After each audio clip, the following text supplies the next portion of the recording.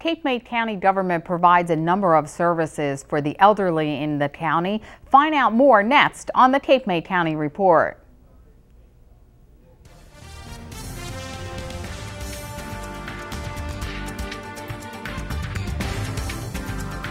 Welcome to the Cape May County Report. I'm Lenora Bonafonte, Cape May County Communications Director. And today I'm joined with Freeholder Kristine Gabor and the Executive Director of the Department of Aging and Disability Services in Cape May County, Donna Groome. Thank you for joining me. Thank you. Great to be here. Freeholder, you oversee the Human Services departments for Cape May County as Freeholder, and one of them is the Department of Aging and Disability Services. Why is it so important with Cape May County having such a high percentage of seniors in the county to provide services for our senior citizens? Well, as you said, we do have a high population of seniors. It's hovering around 25% now. And a lot of these seniors don't all have family around them to help them through difficult times, making sure that they have what they need. So we really need to advocate for the seniors here to make sure that they have all the services that they need and that people are watching over them.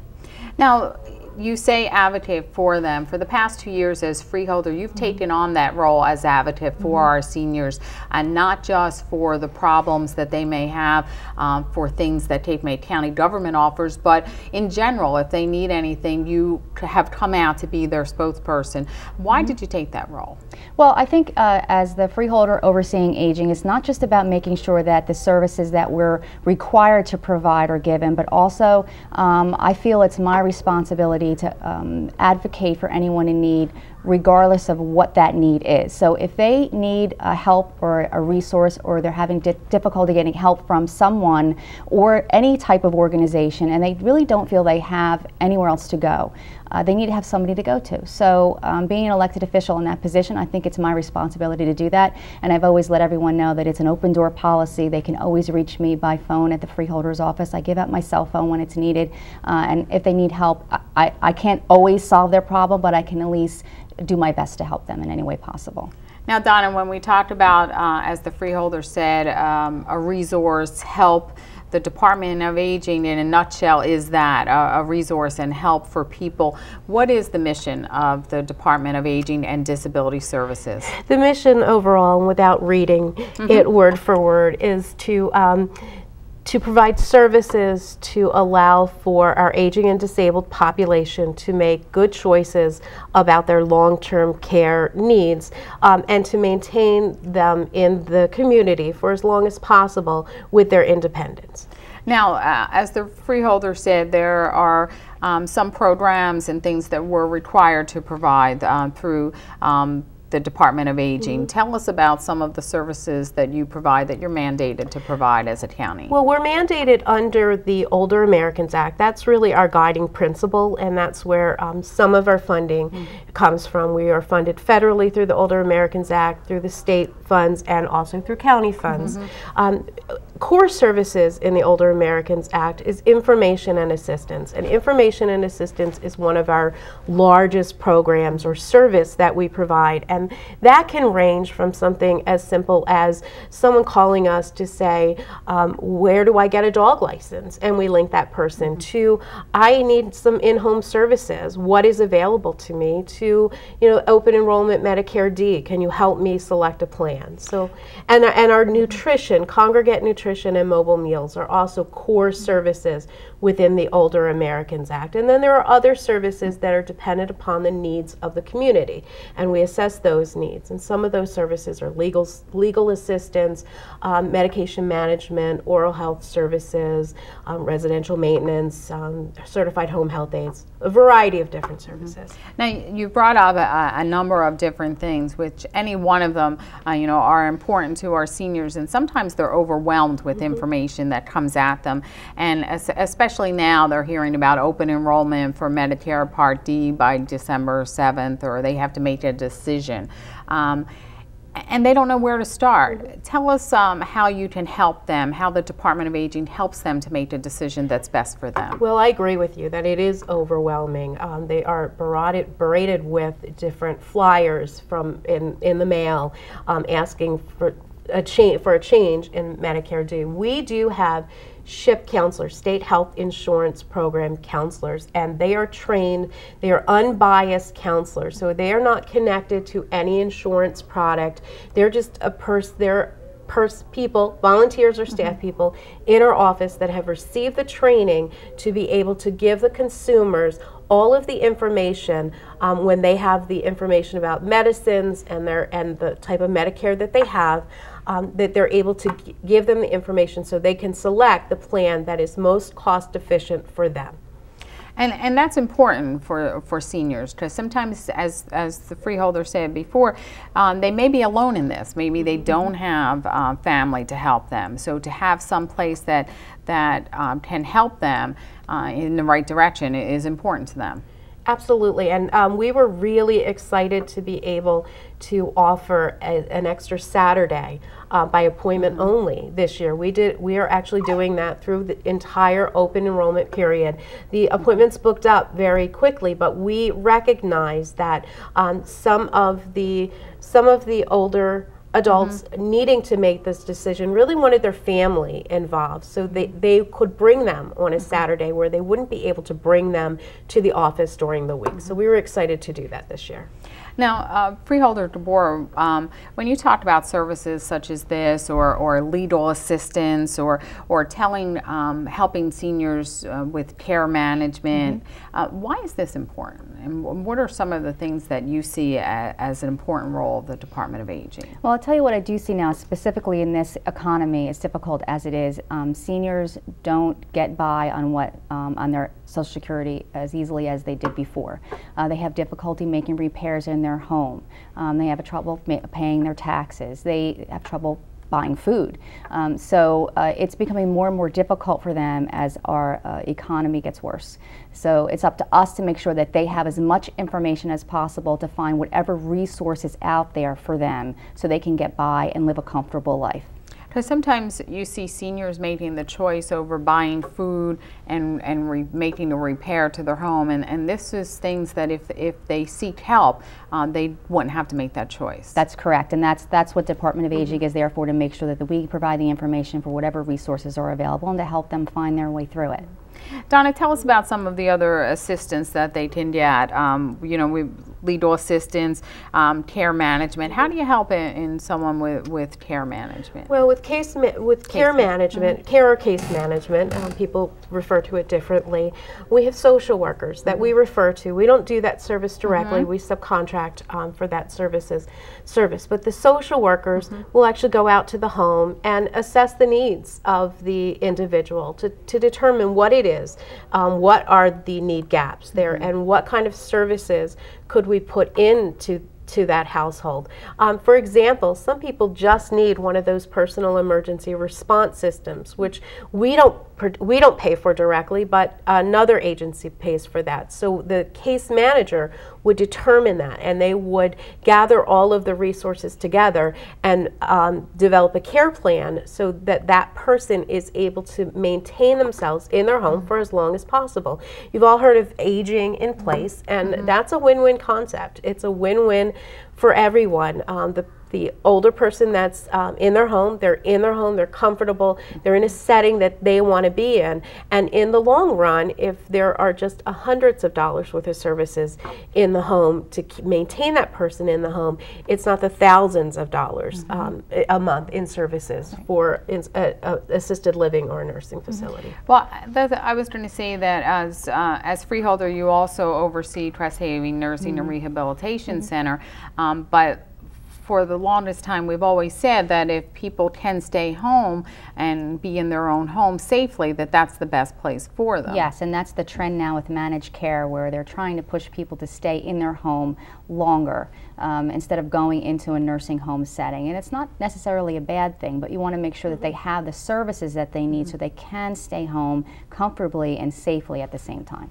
So some of the services, you have residential maintenance, safe housing and transportation, housekeeping. Tell us about how we help the seniors stay home. Housekeeping is a chore service that would enable someone to stay in the house and have someone come in periodically to tidy up their house. Say someone has some issues with mobility and is just not able to do the daily activities that keep their home safe and clean, that we would be able to provide through a subcontract, through a provider, that service. Residential maintenance is a really good program that we want to make sure that everyone is aware of.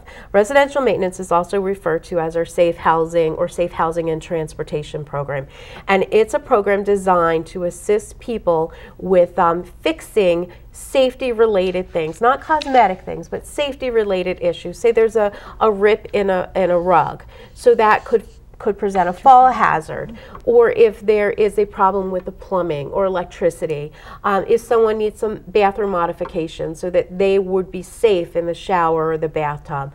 There are up to $1,500 in funds that could assist with these modifications. And I would like to also say, we look at the needs of the people in the community, and those needs change. And obviously we were impacted by Superstorm or Hurricane Sandy, so we do have a new program that's attached to the residential maintenance program that is safe. It's housing and advocacy, home improvement and advocacy. Well, tell us about that. Now, obviously, when Sandy hit, more than over a year ago, many people were impacted by that, and it's difficult for anybody to get back on their feet after a disaster like that. But for seniors, it's even more so. So this program now to help seniors sounds like a wonderful thing. Tell us how it works. It is.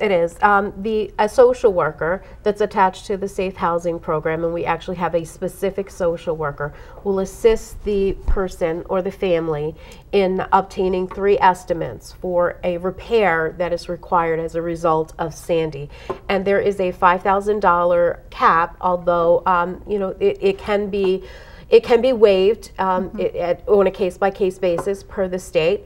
And essentially the social worker would work with the family to gather these estimates, work with the family and a home repair coordinator from the state to select a licensed, registered, insured, reputable contractor. We saw a lot of contractor fraud after Sandy, and our elderly population fell victim to that especially. So we are making sure that these repairs are done correctly and are safe, make the home safe and bring them back to as much of a recovery as possible. Now, for the seniors to access this program, would they have already had to report the damage to FEMA, or is this in addition to that, or totally separate? The damage cannot be repaired and covered by something else, but we have learned that obviously FEMA was not able to help with everything, insurance was not able to help with everything,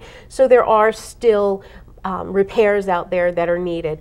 It is preferred that the person have a FEMA registration number or proves that they applied for insurance, but it is not required because there are many reasons why someone did not apply to FEMA or did not apply to insurance.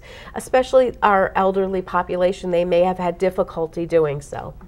Well, when you hear Donna talk about that, it brings up an important issue, Freeholder, where our seniors sometimes are our victim. How can they protect themselves? Well, they, unfortunately, like we said, they don't always have family members around them. I think it's just a matter of always being on your guard. Always making sure that you ask somebody else, and I would say use us as a resource. That's what we're there for. If you're not sure, just like what Donna was saying about whether or not they're eligible for it, if they're not sure, just call and ask. That's what we're there for. If someone comes to their door and is offering a service and they're not 100% sure they're on the level, then just politely say no, close your door, call the Department of Aging and say, this is what's happening, can you tell me if this is legitimate or not? And if we don't know the answer, we'll find somebody that can get you the answer. Donna, what number should people call for information to Department of Aging? 886-2784. We're going to take a break, and when we come back, we'll talk more about some of the programs, the senior centers, and more that you can find out through the Department of Aging. So please stay with us. How far would you go to discover a new treasure? How far to stand on the edge of the earth to step back in time, to be amazed? How far would you go to lower your heart rate, to heighten your senses, to breathe, really breathe? Your journey begins at njsouthernshore.com, New Jersey's Southern Shore region.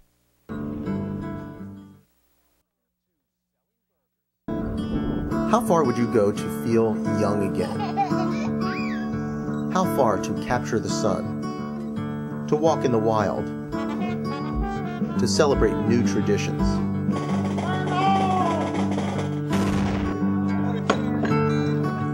How far would you go to just slow things down? Your journey begins at njsouthernshore.com, New Jersey's Southern Shore region. Welcome back to the Cape May County Report. I'm Lenora Bonafonte, Communications Director for Cape May County, along with Freeholder Kristine Gabor, and joining us today is the Executive Director of the Department of Aging and Disability Services, Donna Groome. We've been talking about the services that the Department of Aging provide, and they provide so many different services. How do you determine what services are needed for the seniors in Cape May County? Well, every year we do what we call an area plan contract, and we do that for the state. And essentially what that entails, we do an annual needs assessment, and that's a survey that goes out to 2,000 people and ask questions about what the demographic information as well as what are the needs. We also get anecdotal feedback from our providers as well as the consumers, our consumer base.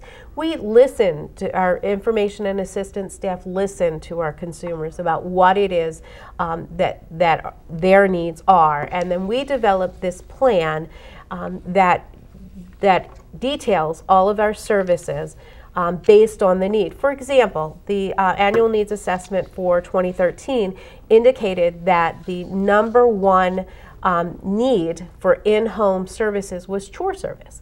And we have that. We have that through a provider.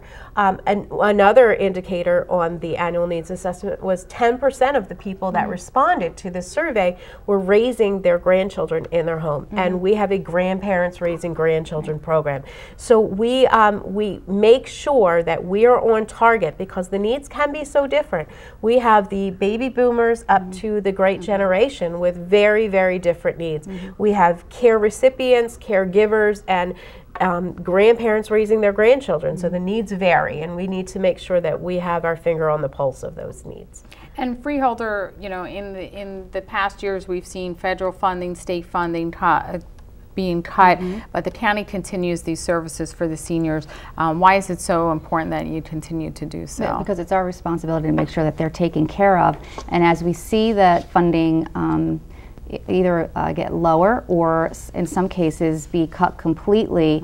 The county's on a mission to make sure that the services that our seniors need are provided. We'll find a way to do that because we have mobile meals and things that are so important to people that if we lose funding for that, our seniors can't afford not to receive those services. So the county's dedicated to making sure that we find a way to provide the services that they need.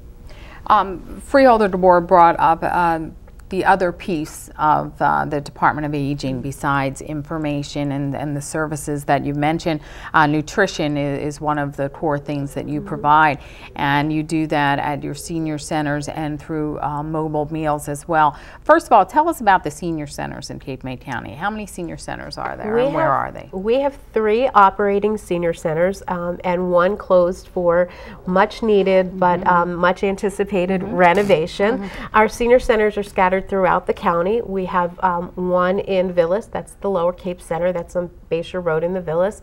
We have 1 in North Wildwood, which is at the North Wildwood Recreation Center, and we have 1 in Ocean City, which is at the Ocean City Community Center. Our Upper Township Senior Center is on Stagecoach Road in Palermo, and that is undergoing a major facelift, and we are anticipating really good results. Tell us about some of the things taking place at the Upper Senior Center. Well, we received a $300,000 grant for that, so we made sure we took advantage of that grant money to rehabilitate that senior center. It was no longer safe to be in, it needed a lot of repairs, so we had to close it. for safety reasons. And when we had the opportunity to take advantage of that grant, I said we absolutely need to make sure that that senior center is rehabilitated and reopened, because we do have a lot of seniors in that area of the county that really love that senior center, and we had a lot of people that attended it. So it should be open by January. That's the target. They are on target, and they've been very good at keeping us up to date on what's going on. I get photographs and updates, and I do drive-bys on occasion to make sure that everything's on task. And it's going really well. So it's going to be our Upper Township Senior and Wellness Center when it opens. And what we're going to do is have a separate area, which we redesigned it a little bit. So there's a separate private area in the building that if we want to have other services going on there during the day, if we want to have someone from aging come up and have meetings that maybe there's something confidential that someone needs to speak about, they can make appointments and come up with meet with Department of Aging, Disability Services, Social Services, flu shots, things of that nature. We can have additional services there for our seniors as well as the general population on occasion, and it'll be a private area within the building. So we're really excited about that senior center. I can't wait for it to be open. So not just rehabbing it, but expanding the services and bringing more services closer to the seniors in the northern end. Correct. There is a need for people a lot of times to have to go down to Rio Grande or a social services building, and it's an inconvenience for a lot of people on the northern end of the county. So this way, we do have some services that come out of the Ocean City Senior Center, but we have people in Tuckahoe, Woodbine, Upper Township, Dennis Township. They really want to be as close to home as possible, and we don't really want elderly driving too far if they don't have to or they don't feel safe doing that. So now we're going to try to bring some of those services closer to them.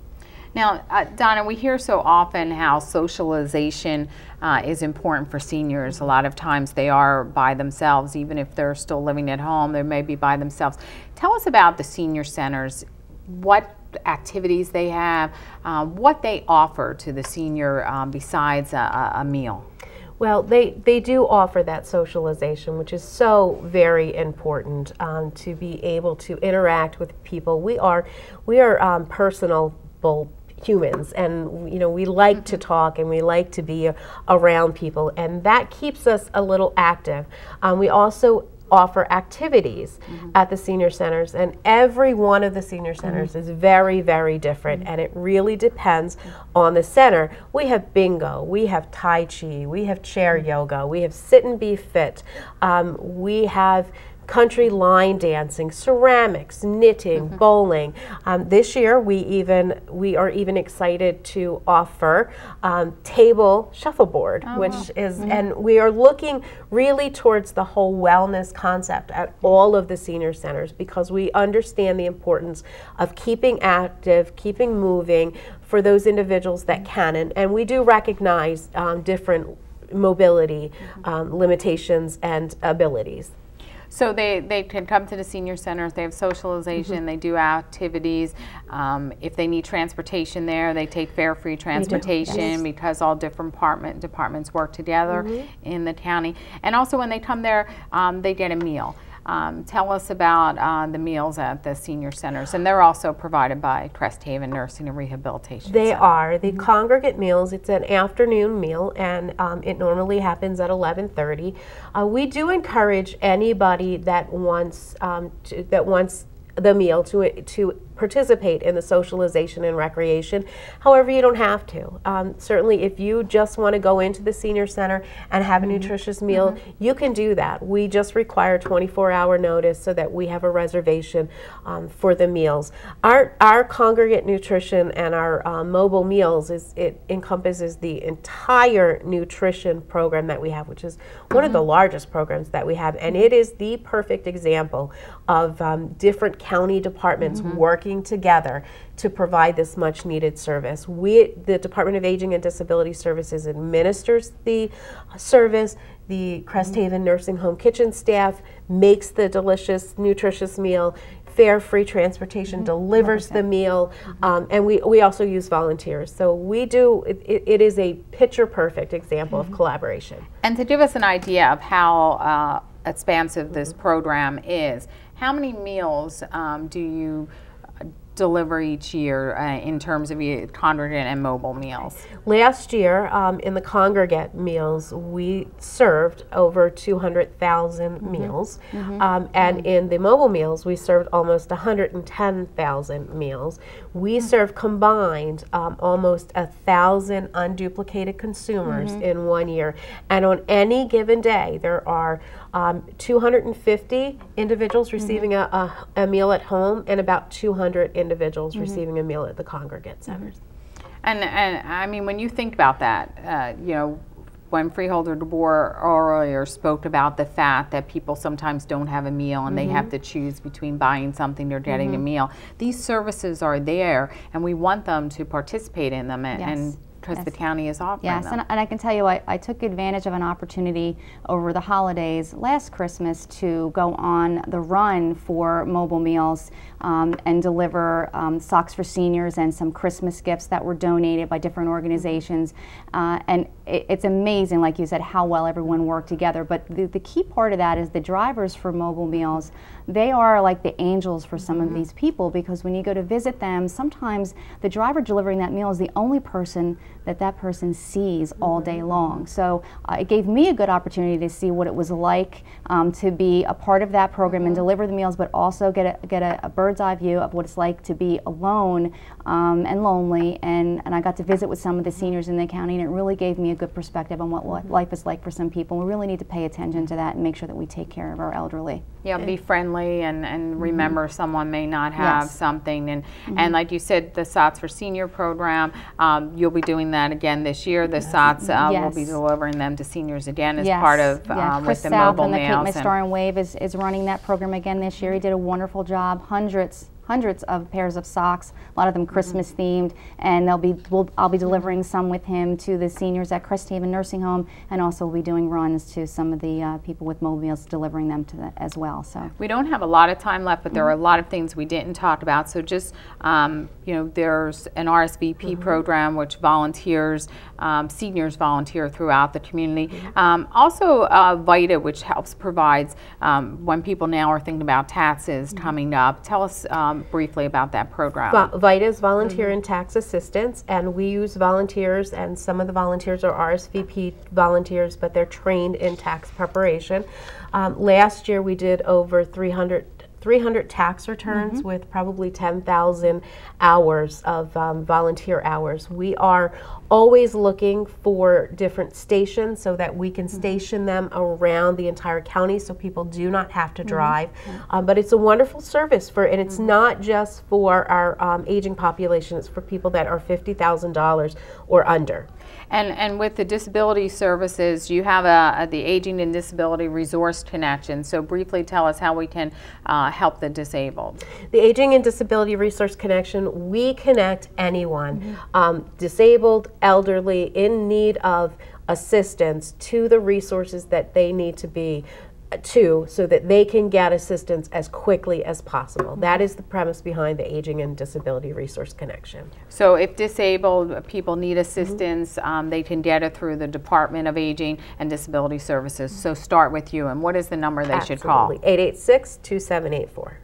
Okay, well, Donna, there's so much going on at the Department of Aging. We'll have to have you back in the future. Thank you for joining us. Thank you, Freeholder Gabor. More information about the Department of Aging and Disability Services can be found at CapeMaidCountyGov.net. Until next time, I'm Lenora Bonafonte. See you on the Cape May County Report. Thank you for joining us.